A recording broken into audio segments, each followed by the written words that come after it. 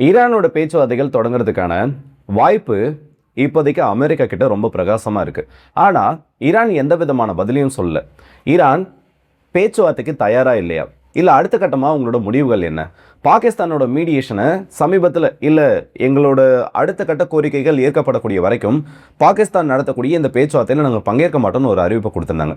ஆனால் அதுக்கப்புறமா complete silence. எந்த ஒரு தரப்பும் பாகிஸ்தான் கிட்டையோ இல்லை அமெரிக்கா கிட்டையோ இந்த பேச்சுவார்த்தை சம்மந்தப்பட்ட ஒரு பதிலை கொடுக்கல. இதுக்கு நடுவில் ட்ரம்ப் அவர்கள் என்ன பண்ணியிருக்காருன்னா, சரி ஓகே என்ன சீஸ்ஃபயர் தானே முடியுது, இன்னும் சில நாட்களுக்கு எக்ஸ்டெண்ட் பண்ணலாம். இப்படி எக்ஸ்டெண்ட் பண்ணுறதுனால ஈரான் இந்த யுத்தம் சுமூகமாக முடியறதுக்கான ஒரு வாய்ப்பு இருக்குன்னு அவர் ஒரு பக்கம் இதை எக்ஸ்டெண்ட் பண்ணியிருக்காரு. ஸோ அந்த மாதிரி ஏகப்பட்ட அப்டேட்ஸ் கிடச்சிருக்கு. பேரலாக பார்த்தோன்னா ஸ்ட்ரைட் ஆஃப் ஹோர்முஸ் பகுதியில் மீண்டும் ஒரு சரக்கு கப்பலானது தாக்கப்பட்டிருக்கு. ஈரான் தான் இதை பண்ணியிருக்காங்க. இது சம்மந்தப்பட்ட மற்ற தகவல்கள் எல்லாத்தையும் இந்த பதிவில் பார்த்துலாம். ஸோ வாங்க வீடியோக்குள்ளே போயிடலாம். நான் உங்களுக்கு இது தான் பிக்ஷர் வழங்கும் டிபி ட்ரெண்டிங்ஸ்.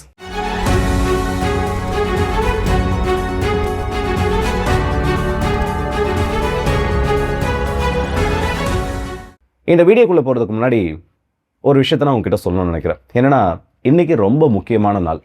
சரியாக ஒரு வருஷத்துக்கு முன்னாடி பஹல்காம் வேலியில் நடந்த ரொம்ப முக்கியமான ஒரு தீவிரவாத தாக்குதல், கோழைத்தனமான ஒரு தாக்குதலை நடத்தி அப்பாவி உயிர்கள் 26 உயிர்களை பயங்கரவாதத்துக்கு நம்ம பறிகொடுத்த ஒரு நாள். இன்னையோட ஒரு ஆண்டு நிறைவடையுது. அந்த ஒரு சம்பவத்தில் இருந்த அத்தனை உயிர்களுக்கும் அந்த அஞ்சலி செலுத்துறது மட்டும் இல்லாமல் டெரரிசம்க்கு எதிராக, தீவிரவாதத்துக்கு எதிராக ஜீரோ டாலரன்ஸை எடுக்க வேண்டிய ஒரு முக்கியமான கட்டத்தில் எல்லா நாடுகளும் இருந்துட்டு இருக்காங்க. ஆல்ரெடி இந்தியா அந்த ஒரு ஸ்டாண்ட் எடுத்துட்டாங்க. ஸோ இதுக்கப்புறம் வரக்கூடிய நாட்களில் இந்த மாதிரி சம்பவங்கள் நடக்காமல் இருக்கணும். அண்ட் இதில் இன்வால்வ் ஆன நபர்கள் இல்லை இந்த மாதிரி ஒரு சம்பவம் நடத்தணும்னு நினைக்கக்கூடிய நபர்களுக்கு ஒரு ப்ராப்பரான ரிப்ளை கொடுக்கப்படணுன்றது மட்டும்தான் இந்த இடத்துல ஒரு முக்கியமான கோரிக்கையாக இருந்துட்டு இருக்கு. ஸோ திரும்பவும் சொல்கிறேன், பஹல்காம் அட்டாக் நடந்து இன்னையோட ஒரு வருஷம் ஆயிடுச்சு.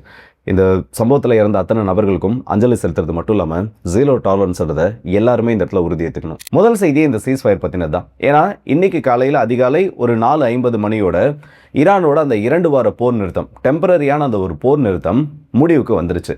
இதோட அடுத்த கட்ட பேச்சுவார்த்தைகள் இன்னைக்கு பாகிஸ்தானில் நடக்க வேண்டியது. அமெரிக்காவோட ஜேடி வான்ஸ் அவர்கள் பாகிஸ்தானில் நடக்கக்கூடிய அந்த மீடியேஷனில் பங்கேற்கிறதுக்காக இன்னைக்கு ஒரு ஷெட்யூல்டு விசிட் ஆனது முன்கூட்டியே அறிவிக்கப்பட்டிருந்தது. ஆனால் ஈரான் சார்பில் இருந்து எந்த விதமான ஒரு பதிலும் வரல. அவங்க இந்த பேச்சுவார்த்தைகளில் பங்கேற்கிறதுனால அந்த ஒரு விசிட் ஆனது இப்போ கட் பண்ணப்பட்டிருக்கு. என்னதான் ஈரானுக்கு பிரச்சனை? ஒரு பக்கம் பார்த்தோன்னா ஃபாரின் மினிஸ்டர் பேச்சுவார்த்தைகள் நடக்கும்னு சொல்கிறப்போ ஐஆர்ஜிசி ஸ்ட்ரைட் ஆஃப் ஹார்முஸை பிளாக் பண்ணுறாங்க. இன்னொரு பக்கம் பார்த்தோன்னா கம்ப்ளீட்டான சைலன்ஸ், அதாவது கம்யூனிகேஷன்ன்றதை ஈரானோட அதிகாரிகள் கிட்ட பண்ண முடியாத அளவுக்கு ஒரு கம்ப்ளீட்டான சைலன்ஸ் இருக்கிறதா சொல்கிறாங்க. இதை நம்ம 2 விதத்தில் பார்க்க முடியும். ஒன்று, உண்மையிலேயே அந்த இடத்துல பவருக்கான ஒரு பிரச்சனை இருக்கிறது. அதாவது ஈரானோட கவர்னன்ஸை பொறுத்த வரைக்கும் சுப்ரீம் லீடர் அவர் தான் அந்த இடத்துல டாப்பான அந்த கமாண்டிங் பொசிஷனில் இருக்கக்கூடிய ஒரு நபர். அவருக்கு அடுத்தபடியாக மோஸ்ட் பவர்ஃபுல் பொசிஷனில் இருக்கிறது யாருன்னு பார்த்தோன்னா ஐஆர்ஜிசியோட கமாண்டர்ஸ் தான். அவங்களுக்கு அடுத்தபடியாக தான் அரசில் இருக்கக்கூடிய மினிஸ்டர்ஸ், ஃபாரின் மினிஸ்டர் போன்ற நபர்களுக்கு அதிகாரமானது கொடுக்கப்பட்டிருக்கும். ஸோ சுப்ரீம் கமாண்டர், ஐஆர்ஜிசியோட கமாண்டர்ஸ், இவங்களுக்கு அடுத்தபடியாக தான் அந்த அதிகார பகிர்வுன்றது இருக்கும். இப்போ அயத்துல்லா கொமேனி அவர்கள் இறந்ததுக்கு அப்புறமா முஜ்தபா கொமேனி அவர்கள் பதவிக்கு வந்தார். ஆனால் இவருக்கு கீழே இருக்கக்கூடிய நபர்கள் மோஸ்ட் இன்ஃப்ளூயன்ஸ்டு பர்சனாக இவரை காமிக்கிறாங்க. ஐஆர்ஜிசியில் அவருக்கு பெரிய பெரிய கனெக்ஷன்ஸ் இருக்கு. ஸோ இந்த கமெண்ட் செயினில் எந்த விதமான பிரச்சனையும் வராது. ஆனால் இப்போ ரீசெண்டாக நடக்கக்கூடிய நிகழ்வுகள்லாம் பார்த்தோன்னா அந்த ஒரு ஸ்டேட்மெண்ட்டில் பல்வேறு முரண்பாடுகள் இருக்கிறத நம்மளால் தெளிவாக கவனிக்க முடியுது. ஏன்னா யாருக்கிட்ட பேசுறது, இல்லை ஒருவேளை இப்போ ஃபாரின் மினிஸ்டர் கிட்ட பேச்சுவார்த்தை நடத்துகிறாங்க, இல்லை ஈரானோட அதிபர் கிட்ட ஒரு பேச்சுவார்த்தை நடத்துகிறாங்கன்னா அதை செயல்படுத்தக்கூடிய அதிகாரம் அவங்களுக்கு இருக்கான்றதே சந்தேகத்தில் இருக்கக்கூடிய ஒரு நிலைமையானது உருவாகி இருக்கு. இது ஐஆர்ஜிசி மட்டும் இல்லை, அரசு சம்மந்தப்பட்ட பல்வேறு துறைகளிலும் இந்த பிரச்சனையானது எதிரொலிக்க ஆரம்பிச்சிருக்கு. இப்போ ஐஆர்ஜிசியோட சில கோரிக்கைகள், ஏன்னா ஐஆர்ஜிசியை பொறுத்த வரைக்கும் என்ரிச்டு யுரேனியம் கொடுக்கறதுக்கு அவங்க தயாராக இல்லை. ஃபாரின் மினிஸ்டர் அவர்கள் என்ன சொல்லியிருந்தாருன்னா, என்ரிச்டு யுரேனியம் கொடுக்கறதுக்கு நாங்கள் தயார் தான், எங்களோட பொருளாதார தடைகள் முற்றும் நீக்கப்பட்டால் இந்த என்ரிச்டு யுரேனியம் கொடுக்கறதுல எங்களுக்கு எந்த விதமான பிரச்சனையும் இல்லை, கம்ப்ளீட் எக்கானமிக் ஃப்ரீடமானது எங்களுக்கு கொடுக்கப்படணும்னு சொல்லி ஒரு வார்த்தையை சொல்லியிருந்தார். அப்போ ஐஆர்ஜிசி என்ன விதமான சலுகைன்றதை கொடுக்கப்பட்டாலும் என்ரிச்டு யுரேனியம் கொடுக்க முடியாதுன்றப்போ ஃபாரின் மினிஸ்டரோட இந்த ஒரு ஸ்டேட்மெண்ட் ரெண்டுத்துக்கும் கான்ட்ராடிக்டாக இருக்கிறது தெரிய வருது. ஸோ பவர் சம்மந்தப்பட்ட பிரச்சனைகள், அது சம்மந்தப்பட்ட ஸ்ட்ரகிள் உள்ள உருவாகி இருக்கிறதுக்கான சான்ஸ் இருக்கு.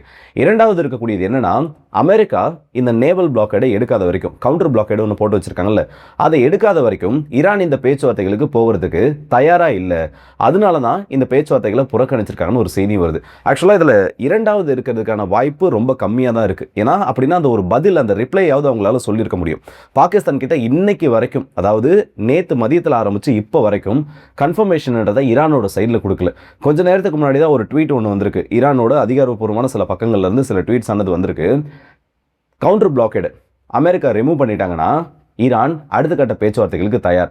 ஆனால் அந்த டேட் அண்ட் டைம்ன்றதை ஈரான் தான் ஃபிக்ஸ் பண்ணுவாங்கன்னு. ஆனால் இது பர்சனோட அக்கௌண்ட்ல இருந்து வரல. இப்போ ஈரானோட சில முக்கியமான அரசு பக்கங்கள் இருக்கும்ல, அந்த மாதிரி பக்கங்களில் இதை ஷேர் பண்ணியிருக்காங்க. ஃபாரின் மினிஸ்டர் கிட்ட இருந்தோ இல்லை ஈரானோட புதிய சுப்ரீம் லீடராக இருக்கக்கூடிய முஸ்தபா கொமேனி அவர்கள், அந்த மாதிரி ஒரு பர்சன் கிட்ட இருந்து வரல. இதையும் நம்ம இந்த இடத்துல கவனிக்க வேண்டிய ஒரு விஷயமா இருக்கு. நேற்று பார்த்தோன்னா ஈரானில் ஒரு முக்கியமான ஒரு பரேடில் கொரம்ஷார் ஏவுகணைகளை டிஸ்பிளே பண்ணியிருக்காங்க. ஆக்சுவலாக இந்த ஏவுகணைகள் வந்து ஈரானுக்கு ரொம்ப யூஸ்ஃபுல்லாக இந்த இஸ்ரேலை தாக்குறதுக்கும் சரி இல்லை அரபு நாடுகளின் மீது ஃபயர் பண்ணுறதுக்கும் அதிகமாக ஈரான் பயன்படுத்தியது இந்த ஒரு ஏவுகணைகள் தான். ஆனால் இதில் இப்போ பிரச்சனை என்ன வர ஆரம்பிச்சிருக்குன்னா, இவங்க டம்மீஸாக அந்த இடத்துல கொண்டு வரல. மிசைல்ஸை ஒரிஜினல் மிசைல்ஸை கொண்டு வந்து இங்கே பாருங்கள், இதுதான் நம்ம ஃபயர் பண்ண மிசைல்ஸ், நம்மளோட எதிரிகளை தூக்கத்தை கெடுக்க வச்சதும் இல்லை நம்மளோட எதிரிகள் நம்மளை பார்த்து பயப்பட வச்சதும் இந்த ஏவுகணைகள்லாம் சொல்லிட்டு அந்த ஏவுகணைகளை டிஸ்பிளே பண்ணுறாங்க. இது ஈரானுக்கு ஒரு சில விதத்தில் நெகட்டிவாக மாற ஆரம்பிச்சிருக்கு. என்னன்னா, அந்த மிசைல்ஸை ட்ராக் பண்ண ஆரம்பிக்கிறாங்க. யார் ட்ராக் பண்ண ஆரம்பிக்கிறாங்கன்னு பார்த்தா இஸ்ரேல். இதுக்கு உதவி ஈரான்ல இருந்து தான் போயிட்டு இருக்கு. அந்த மிசைல் எந்த இடத்துல இருந்து, அதாவது அந்த லான்ச்சர் எந்த இடத்துல இருந்து கொண்டு வராங்க, அந்த ஒரு இடத்துக்கு வந்ததுக்கப்புறம் அது சம்மந்தப்பட்ட வீடியோஸ் வந்தால் பரவாயில்ல. இந்த மிசைலோட வீடியோ பப்ளிஷ் ஆனதுக்கப்புறம், அதாவது அந்த பரேடில் அவங்க காமிச்சதுக்கப்புறமா ஒரு 30க்கும் அதிகமான வீடியோ தொடர்ந்து அந்த லான்ச்சர் வந்து எந்த இடத்துக்கு போயிட்டு இருக்கு, எந்த பகுதிகளுக்குள்ள அதை எடுத்துகிட்டு போகிறாங்க, இல்லை எந்த இடத்துல இருந்து இது வந்திருக்கிறதுக்கான வாய்ப்பு இருக்குன்னு சொல்லிட்டு ஈரான்ல இருந்து நிறைய வீடியோஸ் வெளியில் வரதை நம்மளால் கவனிக்க முடியுது. இதை உளவாளிகள் தான் பண்ணியிருக்கணும்னு சொல்லக்கூடிய ஒரு அவசியம் கிடையாது. அங்கே இருக்கக்கூடிய மக்கள் ஆர்வத்தின் பேரில் இங்கே பாருங்கள் இப்படி ஒரு மிசைல் எங்ககிட்ட இருக்குன்றதை காமிக்கிறப்போ அது சம்மந்தப்பட்ட சில முக்கியமான சீக்ரெட்டான லொக்கேஷன்ஸை எக்ஸ்போஸ் பண்ண வெளியில் ஆரம்பிச்சிருக்காங்க. இது ஈரானுக்கு புது வகையான ஒரு பிரச்சனையாக மாற ஆரம்பிச்சிருக்கு. ஒருவேளை இரண்டாம் கட்ட தாக்குதல் நடக்கிறப்போ தெஹ்ரானை சுற்றி இருக்கக்கூடிய பகுதிகள், மிசைல்ஸ் அதிகமாக அவங்க வச்சிருக்கக்கூடிய பகுதிகளில் ஸ்ட்ரைக்ஸ் நடக்கிறதுக்கான ஒரு வாய்ப்பு இந்த இடத்துல உருவாக்கியிருக்கு. இதுக்கு அடுத்தபடியா யூகேஎம்டியோட இன்னைக்கு ஒரு அறிவிப்பு. ஓமனோட கடற்கரையிலிருந்து ஒரு 13 மைல் தொலைவுகளில் இன்னைக்கு ஒரு சரக்கு கப்பலின் மீது ஐஆர்ஜிசி, ஈரானோட ஐஆர்ஜிசி கன் ஃபயரிங்கிறத பண்ணியிருக்காங்க. அது மட்டும் இல்லாமல் அந்த கப்பலை ஆள் இல்லாத ட்ரோன்கள் 2 ட்ரோன்கள் தாக்குனதாகவும் செய்திகள் வந்திருக்கு. இதனால் அப்பர் டெக் பகுதிகளில் ஒரு சின்ன ஒரு தீ விபத்து ஏற்பட்டு அது சரி செய்யப்பட்டதாகவும் சொல்லியிருக்காங்க. இந்த கப்பல் வந்து எந்த மூமெண்ட்டும் இல்லாமல் இப்போ அந்த இடத்துல நின்றுட்டு இருக்கிறதாகவும் இப்போ அந்த க்ரூ மெம்பர்ஸை மீட்கிறதுக்கான அந்த பணிகள் தொடங்குறதாகவும் சொல்லியிருக்காங்க. ஸோ ஈரானோட ஸ்ட்ராட்டஜி ரொம்ப தெளிவாக தெரியுது. அமெரிக்கா அந்த கவுண்டர் பிளாக்கேட் எடுக்காத வரைக்கும் எங்களோட இந்த பிளாக்கேடை எந்த ஒரு கப்பல் தாண்டதா இருந்தாலும் அதற்கு நாங்கள் அனுமதி கொடுக்க மாட்டோன்றதை ரொம்பவே தெளிவாக இந்த இடத்துல சொல்லியிருக்காங்க. அதே நேரத்தில் அமெரிக்காவோட பிளாக்கேட் பற்றி நம்ம பேசிடணும். ஏன்னா ஈரானை பெரிய அளவுக்கு ப்ரெஷர் பண்ண ஆரம்பிச்சிட்டாங்க. அதில் சந்தேகமே வேண்டாம். ஈரானுக்கு எதிராக அவங்களால எந்த அளவுக்கு நடவடிக்கைகள் எடுக்க முடியுமோ அது எல்லாத்தையும் அமெரிக்கா எடுக்க ஆரம்பிச்சிட்டாங்க. இந்த பிளாக்கேடானது தொடங்கப்பட்டதுக்கு அப்புறமா 30க்கும் அதிகமான ஈரானிய கப்பல்கள் இந்த ஒரு பிளாக்கேடை தாண்டி இருக்கு. இதை பைபாஸ் பண்ணியிருக்கின்ற மாதிரி சில ரிப்போர்ட்ஸும் வெளியில் வந்திருக்கு. இதோட உண்மைத்தன்மைன்றது தெரியல. ஏன்னா சீனா சம்மந்தப்பட்ட ஊடகங்களில் இந்த செய்தி நடந்து வந்திருக்கு. சீனா கிட்ட இருந்து வந்ததுனால அதை நான் நம்ப வேண்டாம்னு சொல்லலை. அதுக்கான டீட்டெயில்ஸ்ன்றதை அவங்க கொடுக்கல. ஏன்னா 2 கப்பல்களை சமீபத்தில் அமெரிக்கா பிடிச்சிருந்தாங்க. அதில் ஒரு கப்பல் சீனாவிலிருந்து கெமிக்கல்ஸை ஈரானுக்கு கொண்டு வந்த கப்பலாக சொல்லப்பட்டுச்சு, கார்கோ கப்பல். இன்னொரு கப்பல் க்ரூடை எடுத்துட்டு சீனாவுக்கு போக வேண்டிய கப்பலாக சொல்லப்பட்டுச்சு. இது 2 தான் கிராஸ் பண்ணிச்சுன்னு அமெரிக்கா சொல்லியிருக்காங்க. ஆனால் இதை தவிர்த்து 30 கப்பல்கள் கிராஸ் பண்ணியிருக்கிறதாகவும் அதுவும் ஈரான்ல இருந்து அந்த கப்பல் வெளியில் வந்திருக்காகவும் சீனாவை சொல்லியிருக்காங்க. ஆனால் அதுக்கான எவிடன்ஸ்ன்றது எதுவுமே கிடையாது. நீங்கள் நல்லா அமெரிக்காவோட ஸ்ட்ராட்டஜியை பார்த்தீங்கன்னா, இது ஸ்ட்ராட்டஜின்னு சொல்றதை விட கழுத்தை நெரிக்கிற மாதிரி ஒரு வேலை தான் இது. ஈரான் அவங்களோட கிரிட்டிக்கல் லைஃப் லைனாக இருக்கக்கூடிய ஆயில் எக்கானமி கடைசியில் இதுதான். ஒரு நாளைக்கு ஒரு 400 மில்லியன்லேருந்து 500 மில்லியன் வரைக்கும் எனக்கு இது மூலமா வருமானம் வருது. இதை நான் காப்பாற்றணும்னு நினைக்கிறப்போ கரெக்டாக அந்த பாயிண்ட்டை பிடிச்சின்னு இருக்கிறாங்க. நீங்கள் எக்கனாமிக் சாங்ஷன்ஸை தவிர்த்து ஈரானின் மீது அமெரிக்கா எடுத்திருக்கக்கூடிய பெரிய நடவடிக்கைகள் என்னன்னு பார்த்தோன்னா இந்த ஸ்ட்ரைக்ஸ் மட்டும்தான். ஆனால் அதனால அவங்களுக்கு எதிர்பார்த்த ரிசல்ட் கிடைச்சதான்னு பார்த்தோன்னா அமெரிக்காவுக்கு அவங்க எதிர்பார்த்த ரிசல்ட் கிடைக்கல. அப்படி இருக்கப்போ இதுக்கப்புறமும் ஸ்ட்ரைக்ஸை தொடங்கினா அதனால அரபு நாடுகள் எந்த அளவுக்கு பாதிக்கப்படுவாங்க, இல்லை இதோட விளைவுகள் எவ்வளவு மோசமானதாக இருக்குன்றது அமெரிக்காவுக்கு தெளிவாக தெரியுது. இதை காரணமாக வச்சு இப்போ அடுத்த கட்டமாக என்ன பண்ணுறாங்கன்னா அவங்கள சோக் பண்ணணும். அவங்களுக்கு இருக்கக்கூடிய ஒரே ஒரு லைஃப் லைனை எந்த அளவுக்கு நம்மளால் நெருக்க முடியுமோ அதை நெருக்கணும். ஒரு கட்டத்துக்கு மேலே தான் வெற்றியை கிளைம் பண்ணுற மாதிரி, சரி ஓகே நான் இதை பண்ணிட்டேன் அதனால ஈரான் என்கிட்ட பேச்சுவார்த்தைக்கு வந்துட்டாங்கன்னு காமிக்கணுன்ற மாதிரி அந்த வரக்கூடிய ரொம்ப மினிமல் ரெவன்யூவையும் முடக்கக்கூடிய ஒரு வேலையை தான் அமெரிக்கா இப்போ இறங்கியிருக்காங்க.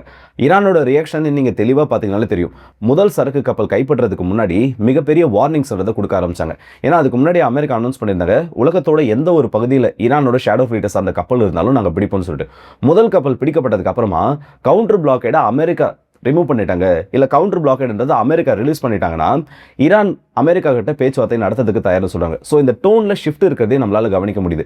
ஏன்னா ஈரானுக்கும் தெளிவாக தெரியும், அமெரிக்காவோட நேவல் பிளாக்கேட் தொடர்ந்து கண்டினியூஸாக இருந்துகிட்டே இருந்துச்சுன்னா அவங்களோட சப்ளைஸில் இருந்து ரஷ்யாவை மட்டுமே அவங்க நம்பியிருக்கக்கூடிய ஒரு நிலைமைக்கு அவங்க தள்ளப்படுவாங்க. சீனா கிட்ட இருந்து எந்த விதமான உதவிகளும் வராதுன்னு. ஸோ ட்ரம்ப் அவர்கள் பண்ணியிருக்கக்கூடிய இந்த ஒரு ஸ்ட்ராட்டஜி, இல்லை இந்த ஒரு சோக் பாயிண்ட் ஆனது, கவுண்டர் பிளாக்கேட் சோக் பாயிண்ட் ஆனது ஈரானை உடனடியாக பணிய வைக்கலனாலும் கொஞ்ச நாட்கள் ஆக ஆக ஈரானோட கிரிட்டிக்கல் சப்ளைஸை கட் பண்ணுறப்போ அமெரிக்கா கிட்ட ஈரானை வரவழைக்கிறதுக்கான ஒரு வழியாகவும் மாறும். ஆனால் இது எப்போ நடக்கும்ன்றது மட்டும்தான் கேள்வி. அதற்குள்ள இந்த ஸ்ட்ரைட் ஆஃப் ஹார்மஸோட பிளாக்கேட் தொடங்குச்சுன்னா ஆசியை கண்ட நாடுகள் ஒரு வழி ஆயிடுவாங்க, இன்க்ளூடிங் இந்தியாவையும் சேர்த்து. ஸோ பொறுத்திருந்து பார்ப்போம் அடுத்ததாக என்ன நடக்குதுன்னு. அண்ட் முக்கியமான ஒரு விஷயம் என்னென்னா பஹல்காம் பற்றி தான். நான் இன்ட்ரோடக்ஷன்லேயே சொல்லியிருப்பேன், இருந்தாலும் திரும்பவும் சொல்கிறேன். 26 இன்னசென்ட் சோல்ஸை, 26 அப்பாவி உயிர்களை நம்ம பறிகொடுத்து ஒரு வருஷத்துக்கும், அதான் இன்னையோட ஒரு வருஷமானது நிறைவடையுது.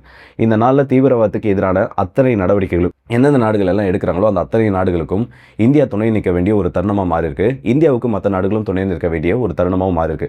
ஒரே ஒரு சிம்பிளான விஷயம் தான், தீவிரவாதம் எந்த ஒரு ஃபார்மெட்டில் வந்தாலும் அதை எந்த ஒரு நாடும் டாலரேட் பண்ணக்கூடாது. ஜீரோ டாலரன்ஸ்ன்றது டெரரிசம்க்கு எதிராக இருந்தால் மட்டும்தான் எந்த ஒரு நாடும் சர்வைவ் ஆக முடியும், அதையும் தாண்டி அந்த நாடுனால ப்ரோக்ரஸ் ஆக முடியும். ஸோ இந்த வீடியோ பற்றி உங்களோட கருத்துக்களை மறக்காம கமெண்ட் செக்ஷனில் சொல்லுங்கள். அண்ட் அடுத்த வீடியோஸ் நிற்போம். அதுவரை இந்த விடைபெறுது உங்கள் எல்லாருக்கே.